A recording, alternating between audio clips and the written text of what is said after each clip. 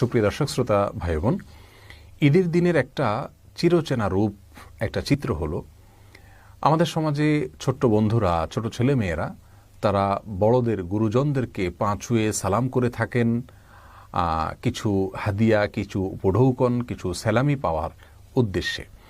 তো এই পা ছুঁয়ে সালাম করে সালামি কালেকশন করা এটা জায়েজ আছে কিনা, অথবা অনেক মুরব্বীকে দেখা যায়, অনেক বড়দেরকে দেখা যায় তারা ছোটদেরকে পা ছুঁয়ে সালাম দিতে বাধ্য করেন, তারপরে তাদেরকে সালামি দেন, তা না হলে সালামি দেন না।